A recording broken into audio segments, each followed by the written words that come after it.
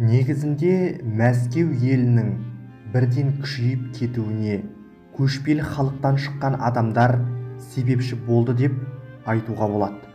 Ол қалай дейсіз ғой? Ендеше мына тарихты тыңдаңыз.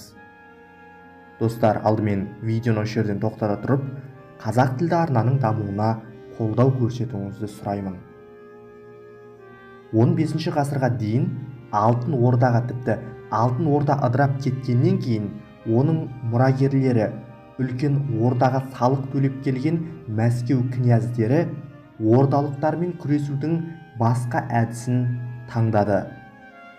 Ашық шайқаста жеңіске жетудің мүмкіндігі аз екенін түсінген Қалталы Иваннан бастап, одан кейінгі билеушілер көшпендіге көшпендіні қарсы қоюдың тамаша әдісін ойлап тапты.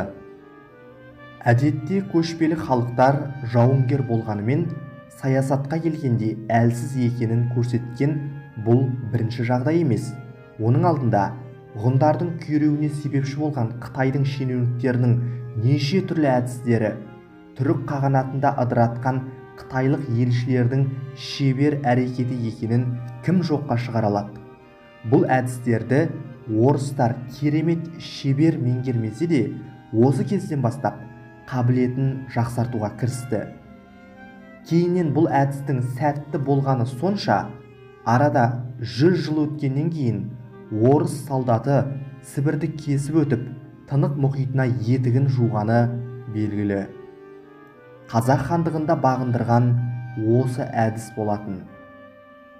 Сонымен бұл әдісті айтпас бұрын сол кездегі саяси өзгерістерге қарайық. Осыны түсіну керек. Алтын Орда ыдырағанымен оның мұрагерлері әлі де болса Мәскеудің төбесінен қарайтын. 2 күннің бірінде басып кіріп, алым салық талап етіп жүрді. Сондай хандықтардың бірі, алайда көп көзге түсе қоймаған оңтүстіктегі Қырым елінде үлкен оқиға орын алды. Бұл оңтүстікте жатқан түріктердің, яғни османдардың келуі болатын. Түрік әскерінің қуаттылығы сондай, молдовалықтарды талқандап, Қырым хандығын тәуелділікке түсірді.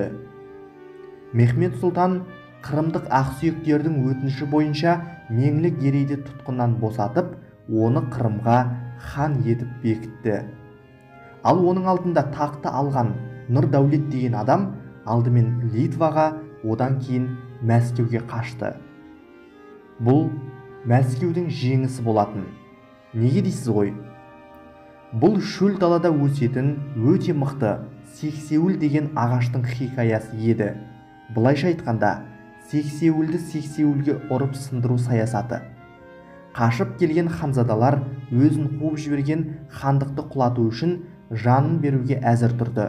Себебі оларда енді жоғалтар ештеңе болмады. Ал мұндай адамдар Мәскеудің отты қаруынан 10 есе қуатты болатын. Себебі ондай адамдар көшпенді жұрттың бүкіл кемшілігі, оның осал тұстарын 5 саусағындай білетін. Олар ең қауіпті жау. Көшпендіні тек көшпенді тоқтата алады, көшпендіні тек көшпенді ғана жоя алады. Мәскеу өзіне қашып келген осындай ордалық ханзадаларды, сұлтандарды, тіпті кіші хандарды, тіпті ат бегілердің өзін қамқорлығына алып, қарапайым орыс адамынан артық қойды. Мәскеуге қашып келген Шыңғыс әулетінің адамдарының бірде-біреуі қара жұмыс істеген емес. Оларға ай сайын мемлекеттің есебінен айлық төлеп, тұрғын жаймен, жеке иелікпен қамтамасыз етілді. Ханзадаларға мемлекеттік лауазым берілді.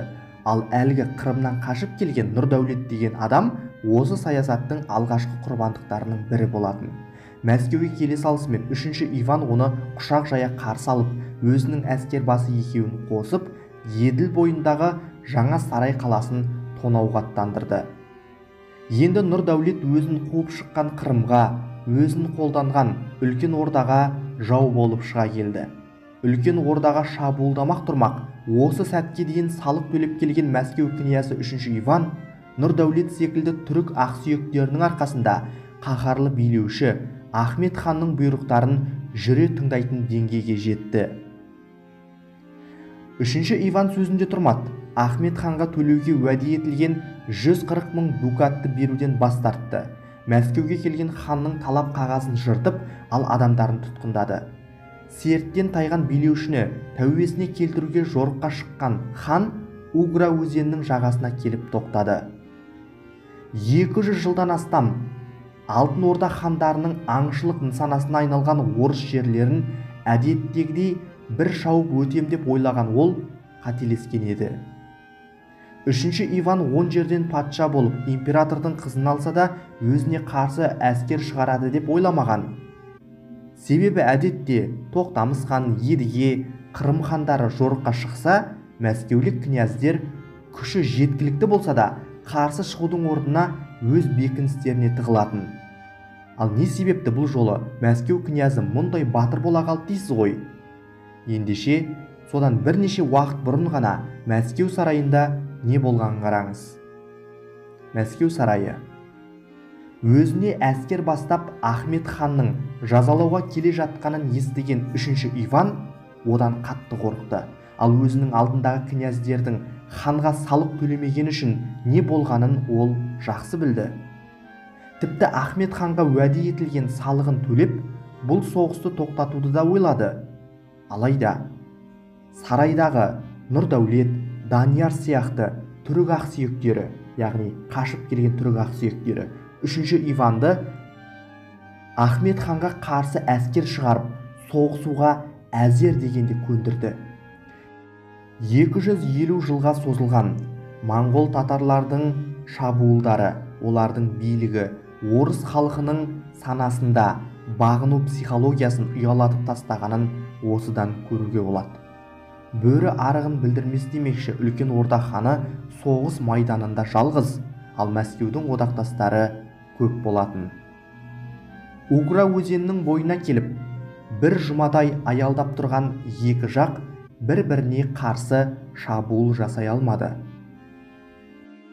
Мәскеу мен оның әскері Үлкен Орданың бұрыннан сақталып қалған әскери рухы басып тұрса, Ахмет хан өз әскерінің аз екеніне көзі жетіп, өз әскерін Тан өзеніне, яғни Дон өзеніне қарай шегіндіріп әкетті.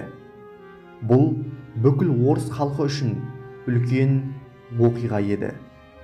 Бұл оқиға Мәскеуге өзіне сенуге болатынын, көшпенділерді, көшпелі халықтарды, олардың хандарын жеңуге болатынын үйретті. Ал көшпелі халықтардың кейінгі тарихы белгілі. Осыдан кейін Мәскеу елі күшейе бастады. Олар енді көшпелі халықтарды, ордалықтарды жеңуге болатынын көрді. Ал бұған не себепші болғанын сіздер естідіңіздер ғой. Достар, бұл видеоны барлық таныстарыңызға таратып жіберіңіз.